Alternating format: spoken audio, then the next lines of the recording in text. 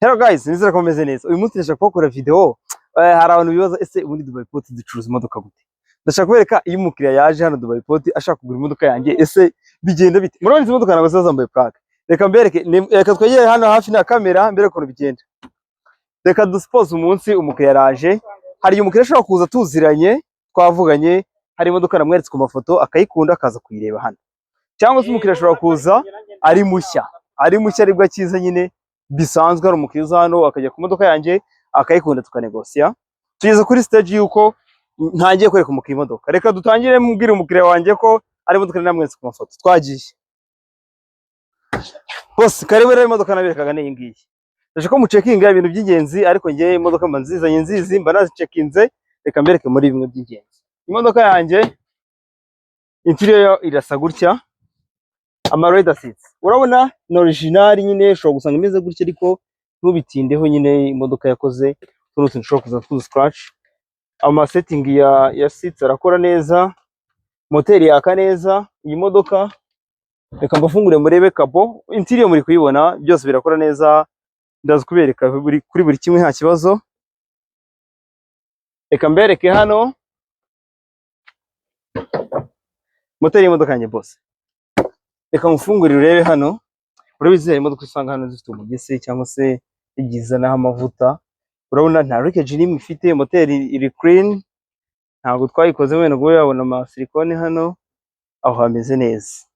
Ikindi imodoka yanjye hose imeze neza nta kibazo. Turaza kwatsa turebe mu bintu ducekinga iyo uje kugura imodoka. Iyi modoka yatse ikamara byibuze niyo yaba imaze amasegonda 20 iri kwaka.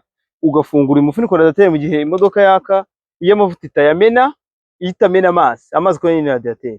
Iyo modoka ifite moteri nziza.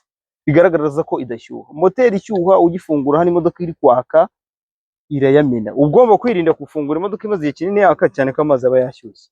Ariko ikimize gutya biba ari sawa. Ikindi ko itagonze, chassis ni sawa. Urabona ahantu hamwe yabigoroye.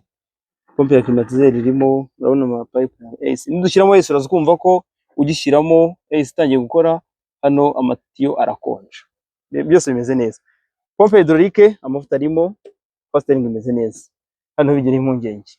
Bigera impungenge ubwo hano ikiri ngomba kwereka reba turbo y'imodoka.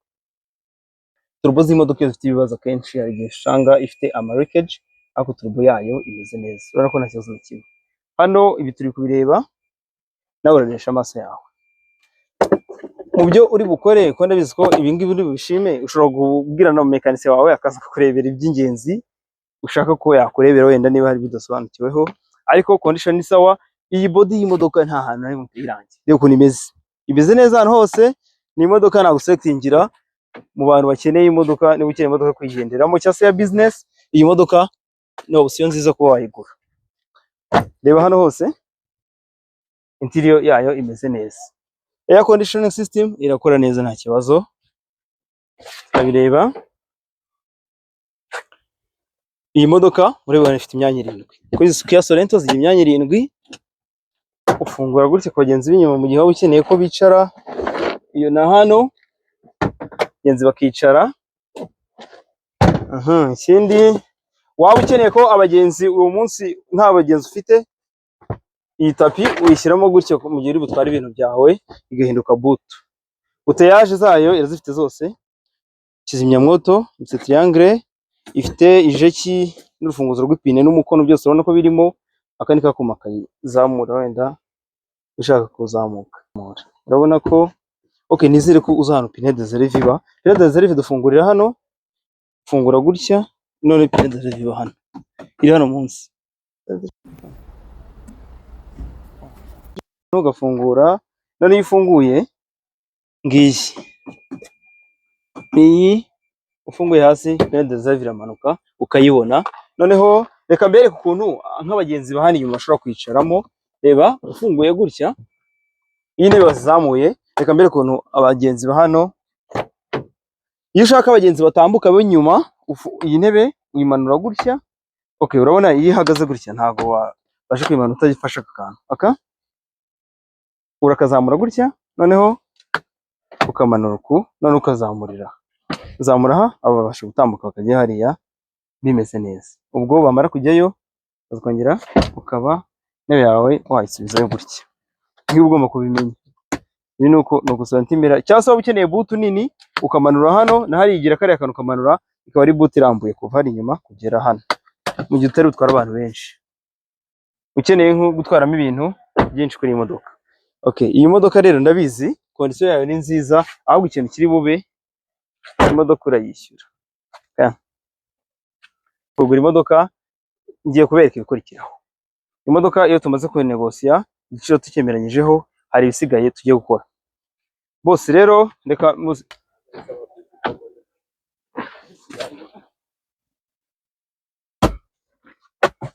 bose igikurikiyeho rero, izi modoka zacu ziba ziri kuri kampani.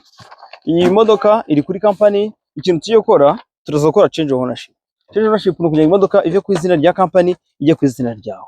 Ikintu uri bumpe rero hano cyonyine, hano muri Reven ikintu dusaba, dukenera ID y'umuntu waguze y'umukiriya, noneho nizo kufite TIN number. Utayifite turayishaka. Iyo utayifite ujya kuri Rwanda Revenue bakayigufungura kugira ngo ubone TIN number yawe.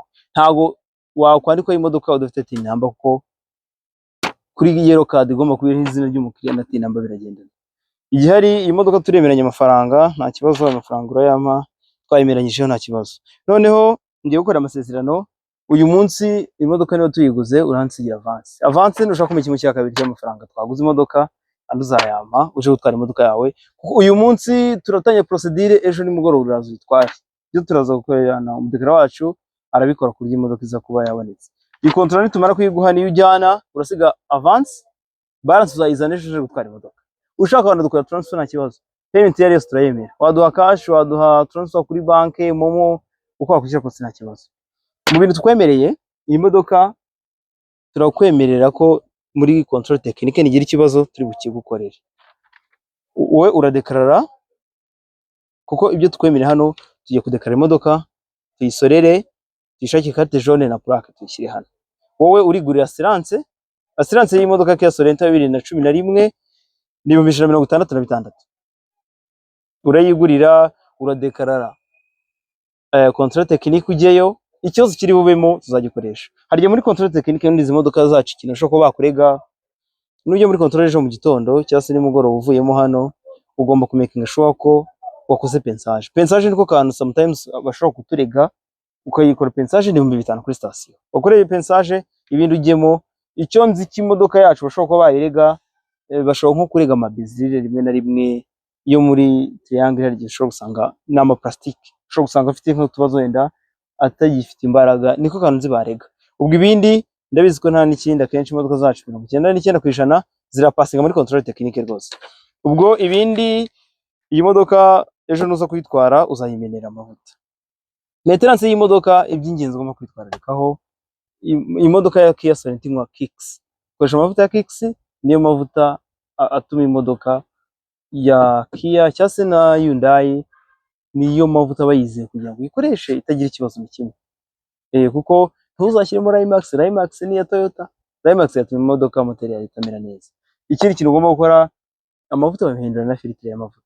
Filtre y'amavuta ndazi kuguha umuntu wanjye uyaguha, umuntu usanzwe yadelivaringira, yayakuzanira aho uri cyangwa se ukajya no kuri garage bakayagukorera kugira ngo umaking sure ko service wayikoze yarangiye. Icyo ni ikintu cy'ingenzi ugomba kumenya bishobora mu gihe iyi modoka uyifite. Ikindi uraza kunywa mazutu. Izi modoka zacu mazutu irimo ntabwo bihagije, nugiye hano hanze kuri station urashyira mu mazutu. Ibindi ndumva ari ibingibi.